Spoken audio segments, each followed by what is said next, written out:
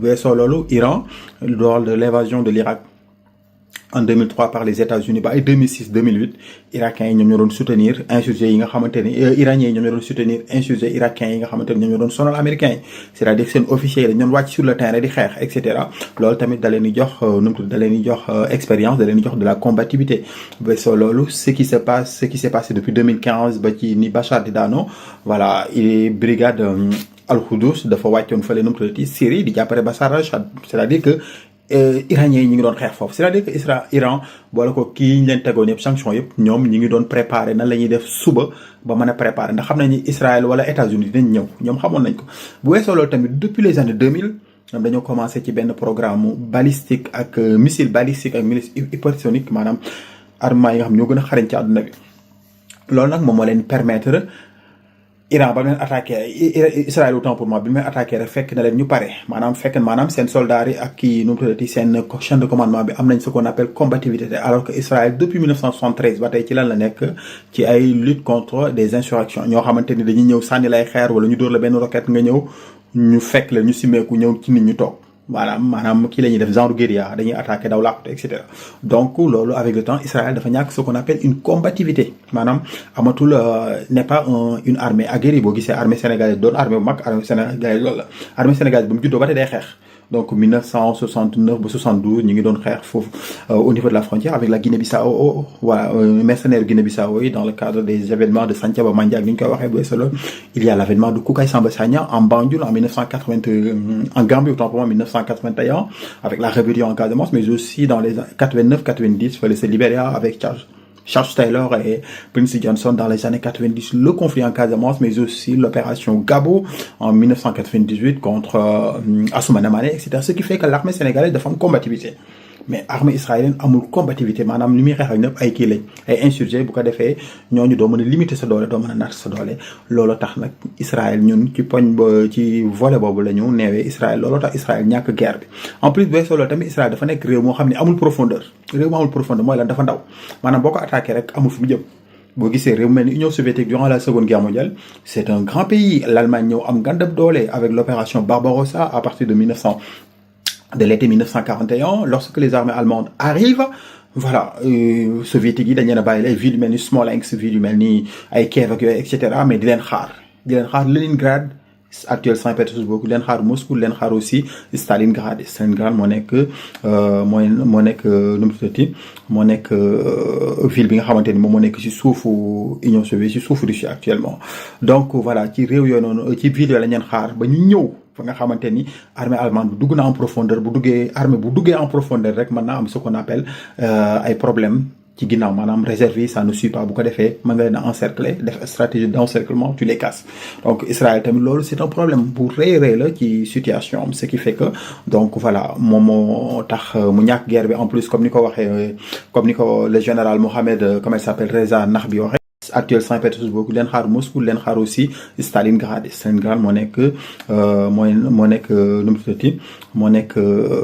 ville bi nga xamante ni moom moo nekk ci suufu Union soviétique ci suufu Russie actuellement donc voilà ci réew yooyu noonu ci ville yooyu lañ leen xaar ba ñu ñëw fa nga xamante ni armée allemande bu dugg na en profondeur bu duggee en profondeur rek mën naa am ce qu'on appelle ay problème ci ginnaaw maanaam réserve yi ça ne suit pas bu ko defee mën nga leen a encercler def stratégie d'encerclement tu les casses donc Israël tamit loolu c'est un problème bu rëy la ci situation ce qui fait que donc voilà moom moo tax mu ñàkk guerre bi en plus comme ni ko le général Mohamed comment il s'appelle Reza Nahbi waxee nee na ñun Israël defuñu ak moom dara parce que 5% même de nos capacités n'ont pas été vues donc cela veut dire que iraniens yi pare nañ donc voilà lan li ñuy waxaat moom mooy kii tamit redistribution des cartes boo xoolee pays naar yi yëpp dañoo bañoon a kenn soutenir ci kii nu mu tudd Iran c'est normal aussi parce que l'Iran c'est ay chiites lañ te xam nga ni chiites yi ak depuis temps yeneen bi chiites yi ak kii sunnites yi yeneen naar yi ci des mosuñoo juboo voilà bu weesoo loolu taxoon sax lors de la guerre de 1980-88 avec l'Irak de Saddam Hussein pays arabe yëpp Saddam Hussein lañu àndaloon après aussi Saddam Hussein ñëw tourné dal seen kaw lors de l'évasion du Koweït 90 91 nga xamante ni ñun tamit suñu jàmbaar yi encore une fois demoon nañ fa day tax armée sénégalaise avec le temps ils ont eu ce qu'on appelle de la combativité, ils ont de l'expérience. C'est pourquoi on a une des armées les plus professionnelles et les plus aguerries en Afrique, même si voilà équipement bi des na équipement de dernière génération bi. Donc voilà réew naar yooyu boo gisee dañoo xaw a ragal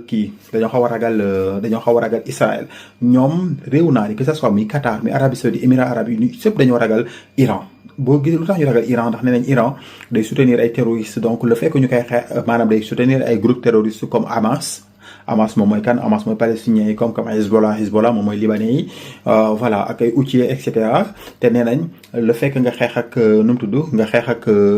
Iran ça permet de lutter, ça permet de poser ce qu'on appelle un rempart contre le terrorisme. Voilà et cetera. loolu la ñu leen bëggoon a indil tey ñaari poñ yooyu l'effondrement du mythe ainsi que la redistribution plus ou moins des cartes. xam naa suba dinañ ñëwaat ak yéen suba bu ñu ñëwaatee ak yéen dinañ ñëw ak si yéen li ñuy naan wax ak yéen programme nucléaire u Iran bi fu mu toll. Voilà donc am na ay affaires yu bari, surtout ce qu'on appelle l'organisation de la coopération de Shanghai autant pour moi, pays yi nga xamante ni moom mooy Pakistan, Russie, Iran, voilà Chine ñi nga xamante ni ñu ngi préparer actuellement une grande alliance parce que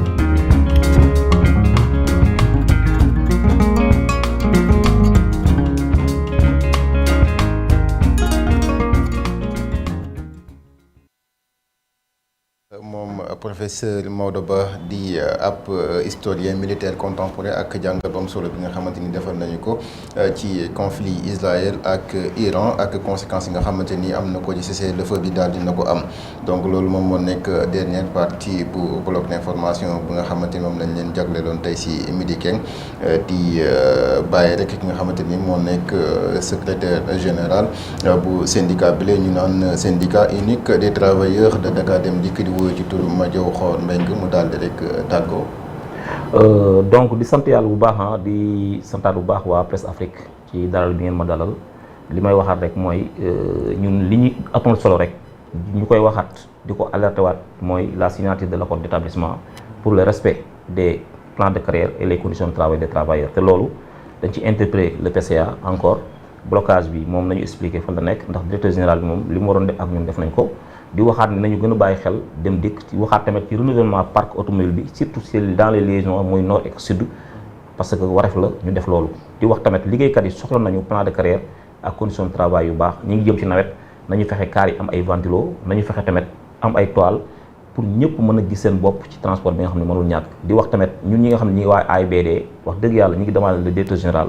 restaurant bi boobu ñu am fa subvention bu am solo pour ñu am accès di fa lekkee astreinte bi nga xam ne tamit depuis des années ñu ngi koy liggéey ñu fay ñu ko ñaari yoon ba léegi nii mënuñu ko am ndax kuy liggéey gul tamit war nga am ndàmpaay. kon loolu tamit ay mbir la yi nga xam ne dañ koy demandé waat le directeur général bi nga xam ni